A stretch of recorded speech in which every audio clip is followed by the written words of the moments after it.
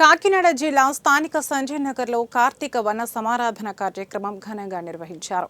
Association అధ్యక్షుడు దాసరి శ్రీనివాస్ ఆధ్వర్యంలో నిర్వహించిన ఈ కార్యక్రమానికి ఎమ్మెల్యే కొండబాబు ముఖ్య అతిథిగా పాల్గొన్నారు.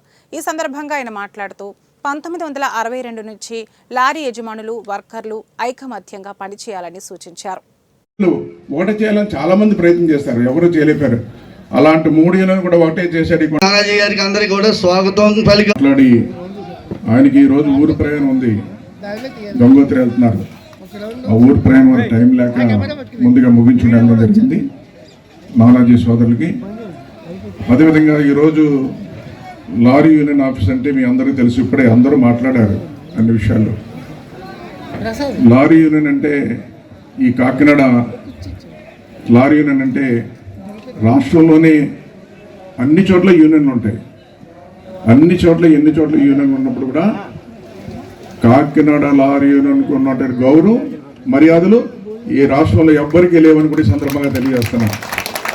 అంత గౌరవం ఉన్నటువంటి లారీ ఓనర్ అసోసియేషన్ కాకినాడ అంటే ఒక చరిత్ర. 62 సంవత్సరాల క్రితం మన పెద్దలు ఏర్పాటు చేస్తారు.